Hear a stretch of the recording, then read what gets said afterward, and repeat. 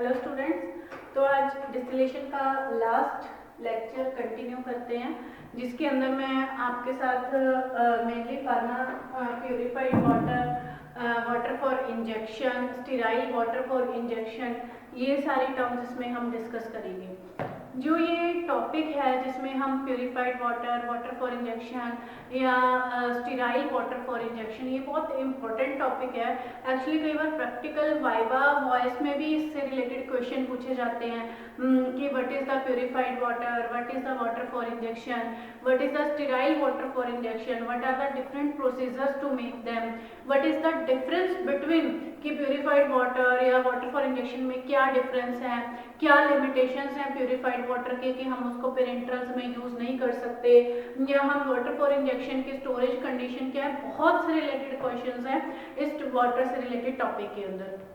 तो ये मतलब एक काफ़ी इंपॉर्टेंट टॉपिक है।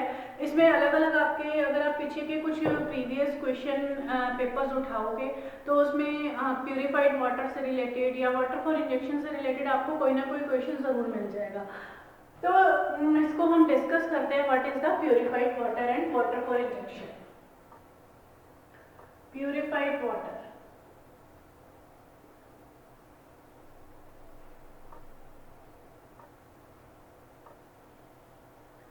एक्चुअली प्यूरिफाइड वाटर क्या होता है कि जो हम घर में यूज करते हैं, आजकल जैसे आरओ का बहुत है प्रचलन है कि मेरे ख्याल से शायद ही किसी घर में होगा कि विदाउट आरओ कोई भी वाटर यूज नहीं करता। आरओ की फुल फॉर्म क्या है? That is the reverse osmosis. RO, RO water जिसको हम बोलते हैं reverse osmosis.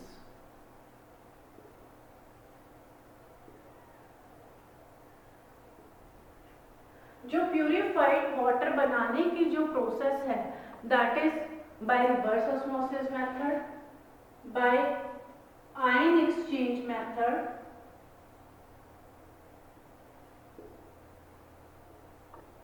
Ion exchange method और बाय डिस्टिलेशन मेथड।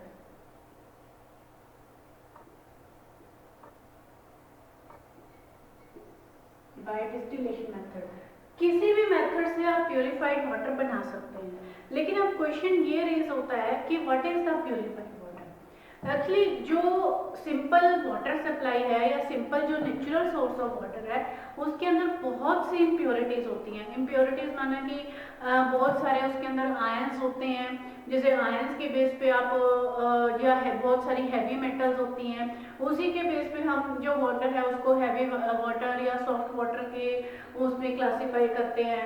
या उसमें बहुत सारी जैसे हैवी गैसेस भी होती हैं, जैसे डिजोल्व्ड गैसेस हो जाती हैं, सल्फर डाइऑक्साइड, कार्बन डाइऑक्साइड। अगर मैं हैवी मेटल्स की बात करूं तो आयरन, लेड। आयंस की बात करूं तो जैसे मैग्नीशियम सल्फेट्स, मैग्नीशियम और सल्फेट के आयंस, कैल्शियम और सल्फेट के आयंस, कार्बोनेट के आयंस, क्लोराइड के ions.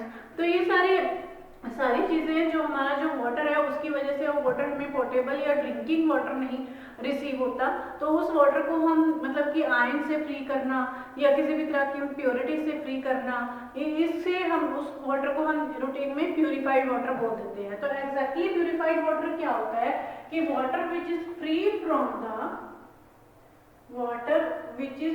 From any type of heavy metal. Heavy metal में जैसे मैंने आपको एग्जांपल बताया, इसमें आयरन का, लेड का, ये सारी हैवी मेटल्स हैं। फ्री फ्रॉम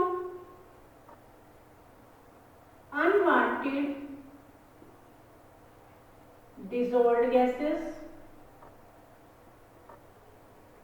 कई बार जैसे गैसेस जो हैं उसमें unwanted dissolved gases, and free from the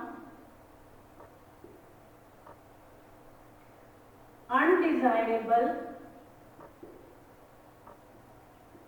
ions.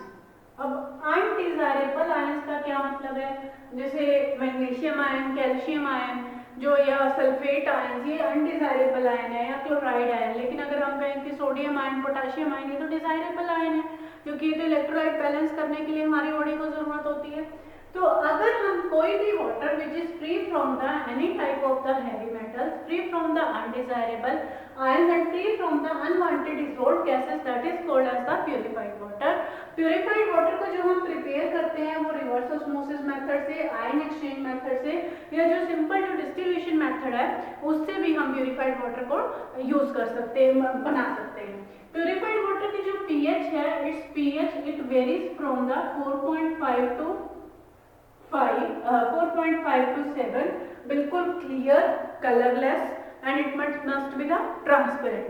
अब सवाल ये उठता है कि क्या हम प्यूरिफाइड वाटर को फार्मास्यूटिकल इंडस्ट्रीज में यूज कर सकते हैं? प्यूरिफाइड वाटर को हम फार्मास्यूटिकल इंडस्ट्रीज के अंदर यूज कर सकते हैं, लेकिन it must be the sterile purified water, sterile purified water. और इसको हम कहाँ यूज करेंगे?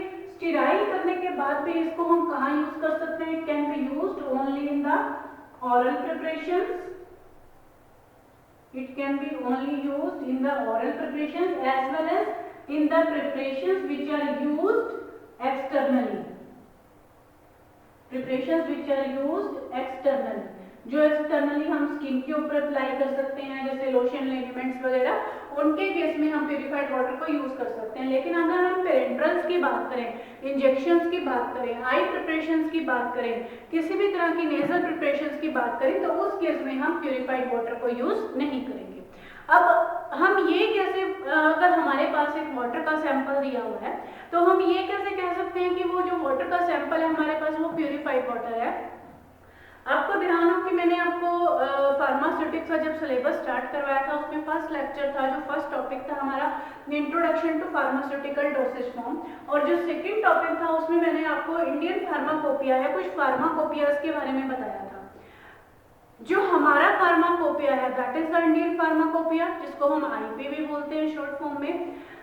फार्माकोपिया में मैंने आपको तब डिटेल में बताया था कि उसके अंदर जितनी भी हमारी फार्मास्यूटिकल प्रिपरेशंस हैं, चाहे वो हर्बल ड्रग्स हैं, चाहे वो क्रूड ड्रग्स हैं, या जो भी हमारी फार्मास्यूटिकल इंडस्ट्रीज से प्रिपरेशन बनती हैं उनकी प्रिपरेशन मेथड, जो भी मतलब क्या मेथड से कोई इंजेक्शन, सपोज कोई इंजेक्शन है या कोई टैबलेट है, उनको बनाने का मेथड, उनको बनाने का प्रोसीजर, उसकी स्टेबिलिटी, स्टोरेज कंडीशन, यूज, सब कुछ उसके अंदर दिया होता है, या मार्केट में वो किस किस ब्रांड से अवेलेबल है, सारी डिटेल दी होती है। इसी तरह से जो फार्माकोपियाज के अंदर पीछे कुछ अपेंडिक्स होते हैं, अपेंडिक्स मींस कुछ चैप्टर्स हैं, उन्हीं में से प्यूरिफाइड वाटर या वाटर फॉर इंजेक्शन से रिलेटेड भी एक टॉपिक है, जो हम फार्माकोपिया को, हमारा जो इंडियन फार्माकोपिया है, किसी भी ड्रग के टेस्टिंग के लिए, किसी भी सॉल्यूशन की टेस्टिंग के लिए स्टैंडर्ड मान के चलते हैं। अगर हमारे पास प्यूरिफाइड वाटर का एक सैंपल दिया हुआ है तो वो प्यूरिफाइड वाटर अगर हमारे सारे वो टेस्ट पास करता है जो हमारे इंडियन फार्माकोपिया के अंदर मेंशन है, तो हम ये कह सकते हैं कि that water is called as the purified water, that water can be used for the oral pharmaceutical preparations, that water can be used for the preparations which are used externally. अब जो प्यूरिफाइड वाटर है, purified water को बनाने का एक जो common सा apparatus use होता है that is the stocks still apparatus, जिसका मैंने यहाँ डायग्राम बनाया हुआ है। This is the Stokes still apparatus. Stokes still apparatus. Stokes still. इसकी मैंने लेबलिंग नहीं की, जैसे कि रूटीन में मैं पहले भी नहीं करती लेबलिंग, ताकि मैं आपके साथ ही इसकी लेबलिंग करूं, आपको समझ में आ जाए कि इसमें है क्या क्या। अब इसकी वर्किंग समझिए आप, इसमें क्या है, this is the round table, एक स्टिल है जिसको हम बोलते हैं boiler, this is the boiler.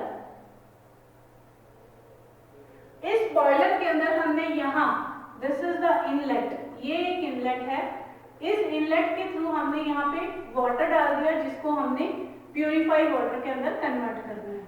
और this is the heating surface, ये हमारा हीटिंग सरफेस है।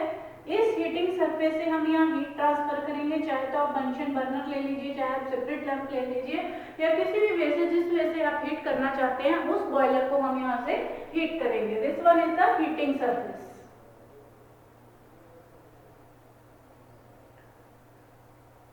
अब हीट करने के बाद क्या होगा कि वाटर हीट होगा, वाटर बॉयल होना शुरू हो जाएगा, 100 डिग्री सेल्सियस पे वाटर बॉयल होगा। बॉयल होने के बाद क्या होगा, इसके वेपर्स बनेंगे। ये जो इसके वेपर्स हैं, ये वेपर्स इसके यहाँ से पास होंगे इसके अंदर। ये यहाँ क्या है, this is the baffle. In baffles का क्या काम होता है? बैफल्स अगर सपोज जैसे बॉयल होने के बाद there will be the bumping, water के अंदर बम्पिंग होगी, उस बम्पिंग में सपोज वाटर के अंदर कोई भी इम्प्योरिटी है, किसी भी तरह की अनसीन इम्प्योरिटी है या किसी भी तरह की कोई सीन इम्प्योरिटी है, कोई पार्टिकुलर साइज मैटर है, तो वो जो स्टीम के साथ हुआ या बफल की वजह से, बफल क्या करता है कि उसको आगे पास होने से रोकता है, इस तरह से वाटर की प्योरिफिकेशन में हेल्प करता है। अब इसमें क्या होगा कि या फिर दूसरा जैसे वाटर बम्प होगा तो बम्प होने के बाद इसके सिर्फ वेपर्स यहाँ से पास होंगे, वाटर यहाँ से लिक्विड फॉर्म में यहाँ पास नहीं होगा। अब ये वेपर्स यहाँ जाएंगे, ये यहाँ मैंने बनाया हुआ है इसके साथ कंडेंसर, कंडेंसर में जो कोल्ड वाटर है इस इनलेट से पास होगा, this is the cold water. जैसे जैसे वेपर्स यहाँ नीचे आएंगे, these are the vapours of the water, और ये कोल्ड वाटर है, जो cold water it will circulate in the opposite direction, जैसे मैंने आपको पहले भी बताया था कि जो कंडेंसर है, कंडेंसर के केस में क्या होता है कि कंडेंसर में जो वाटर है वो हमेशा वेपर्स के अपोजिट डायरेक्शन में ही फ्लो करेगा। तो ये वेपर्स क्या होंगे, यहाँ से लिक्विफाई होकर यहाँ आपके पास रिसीवर के अंदर कलेक्ट हो जाएंगे, दिस इज द रिसीवर, और रिसीवर के अंदर यहाँ पे आपके पास डिस्टिलेट कलेक्ट हो जाएगा, और ये यहाँ से आपके पास जो वेस्ट वाटर है, वेस्ट वाटर यहाँ पे आपके पास कलेक्ट होता जाएगा जो कंडेंसर से है। अगर तो वाटर का ओवरफ्लो है या जो भी वेस्ट वाटर है ये आपके पास यहाँ से कलेक्ट हो जाएगा। बहुत सिंपल सी वर्किंग है इसमें। This is the heating surface, this is the boiler, this is the vapour. Heating surface से जब हम इसको हीट करेंगे water will start to convert into the vapours. The vapour it will stop the entry of any seen particulate matter, or it will stop the entry of the water during the bumping into this way, and the vapors will pass through the condenser, and after the condensation they will be collect in the receiver as in form of the distillate or in form of the purified water. So this purified water can be used as a drinking or the potable water, but it can be used in the oral preparation or the preparations which are used externally after the sterilisation. Sterilisation क्या है कि water should be free from the any type of the microorganism, तभी हम उसको use कर सकते हैं। तो ये तो हमारा सिंपली प्यूरिफाइड वाटर। नेक्स्ट है इसमें water for injection. Next is water for injection.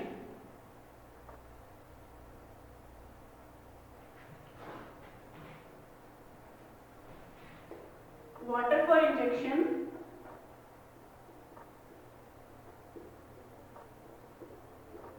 Short form में वाटर फॉर इंजेक्शन को हम WFI भी बोल देते हैं, वाटर फॉर इंजेक्शन। अब वाटर फॉर इंजेक्शन क्या है? वाटर फॉर इंजेक्शन को भी हम रिवर्स ऑस्मोसिस से या हम इसको steam, it can also be prepared by the reverse osmosis, it can also be prepared by the distillation process, but not the simple distillation. Simple distillation से हम इसको नहीं बनाते, it is the by multiple distillation, bye double, triple और multiple distillation method से हम इसको water for injection को बनाते हैं। It must, water for injection की क्या कंडीशन है? It must be free from, ये तो सारी कंडीशंस हैं कि it must be the free from heavy metals, कोई भी हैवी मेटल्स नहीं होनी चाहिए वाटर फॉर इंजेक्शन में। अनवांटेड आयंस और अनडिजायरेबल आयंस नहीं होनी चाहिए, किसी भी तरह की कोई डिसॉल्व्ड गैसेस नहीं होनी चाहिए। इसके अलावा इसमें क्या है? ये तीनों तो सेम कंडीशंस हैं इसमें, कोई भी हैवी मेटल, डिसॉल्व्ड गैसेस और आयंस, यही तीनों सेम कंडीशन मैंने यहाँ लिख दी सेम। तो वाटर फॉर इंजेक्शन और इसमें डिफरेंस क्या हुआ? इसके अलावा it must be free from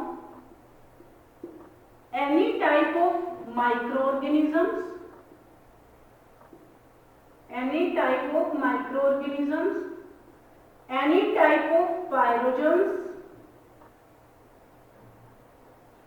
any types of pyrogens, and must pass all the tests for water for injection mentioned in injection के लिए जो भी टेस्ट लिखे हुए हैं वो सारे टेस्ट इसे पास करने पड़ेंगे।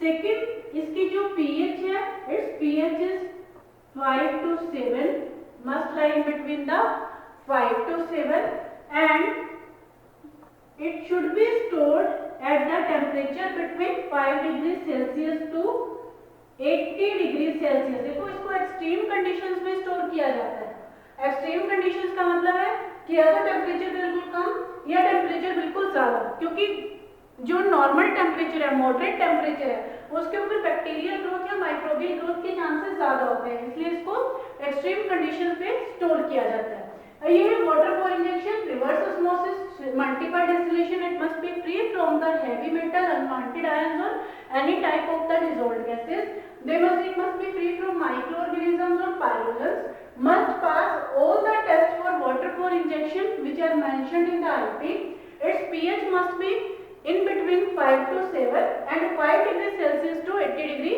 Celsius, जो इसकी स्टोरेज कंडीशन है। तो ये था complete water for injection. Water for injection और को हम फार्मास्यूटिकल प्रिपरेशंस के लिए यूज करते हैं आफ्टर स्टरलाइजेशन। कंप्लीट स्टरलाइजेशन होनी चाहिए। इसके लिए जो हम एपरेटस यूज करते हैं वो एपरेटस सबसे पहले क्रोमिक एसिड के साथ वॉश किए जाते हैं। They must be washed with the chromic acid. Chromic acid क्या है? एक बहुत ही स्ट्रॉन्ग ऑक्सीडाइजिंग एजेंट है जिसकी वजह से it will kill all the micro organisms present on the surface of the apparatus. And जो भी हीटिंग रोड है, heating road it must B clean with the 5% HCl solution।